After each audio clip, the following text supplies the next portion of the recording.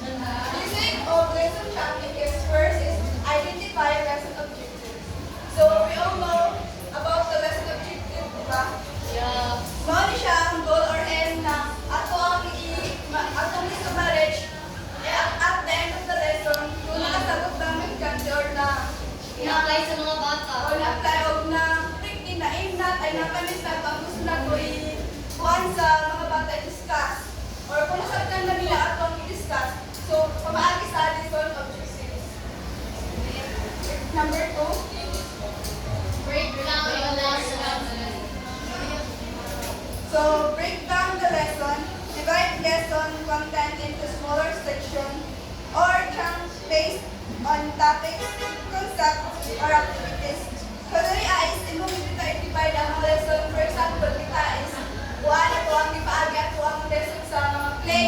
Para dili kadayo may stress sa mga bata para dili sila ma-overwhelm sa ihatag nimo na mga activities. So gipaagi nato sa tula or post-test na or pre-test.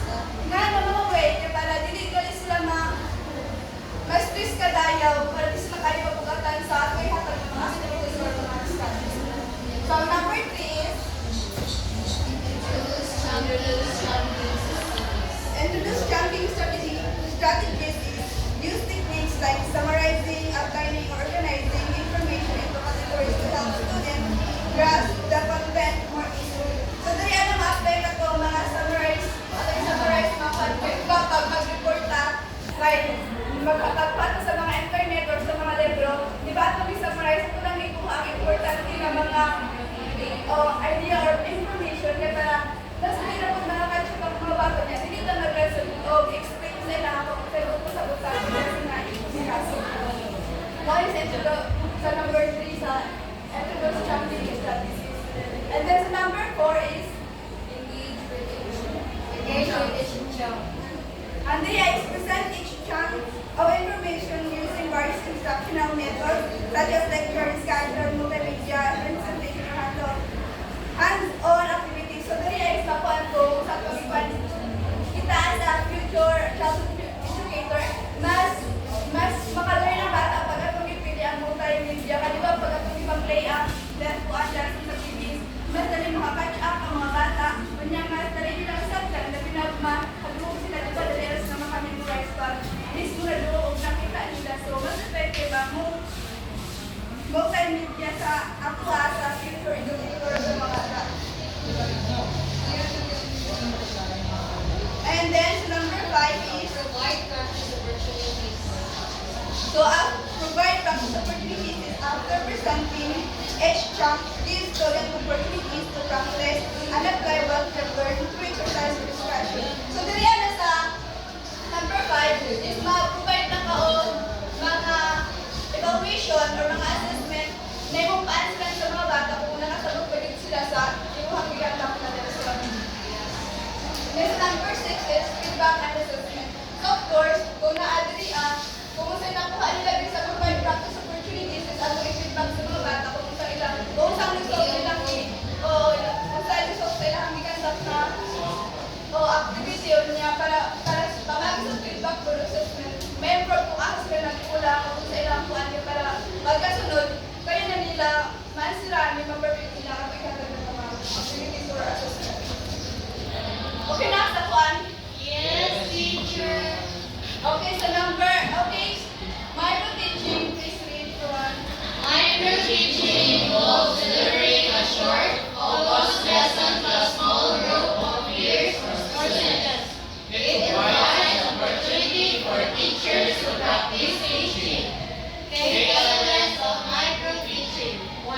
Planning the lesson. 2. Delivering the lesson. 3. Feedback and reflection. 4. Understanding the process.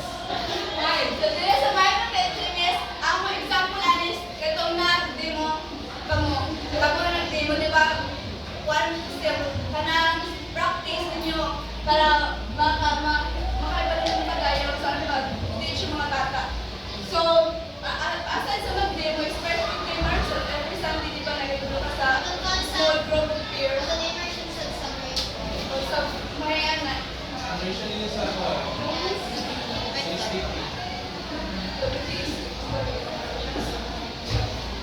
So, may kanang example sa micro-teaching. Maganda ka o lesson or mga lagi mga lesson sa small group of peers. Muna kita example ka mag-demo tatarian nga. Alam mong gagmay na ba sa mga barangay o sa reporting sa na mga barangay? Hindi ka nang bitaw sa barangay na nag-teacher pero barangay ang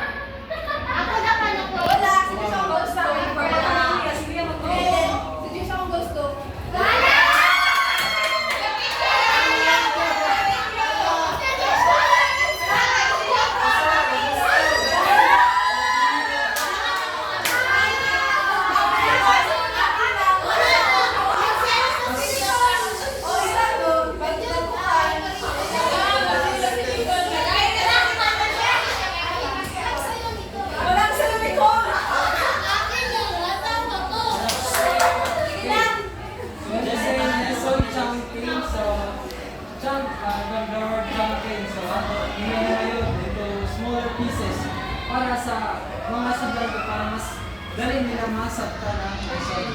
Okay, so sa micro-teaching, because delivering a short lesson, so maraming mga example sa ayong teaching na matulog sa small group, pero having learner sa barangay, matulog sa mga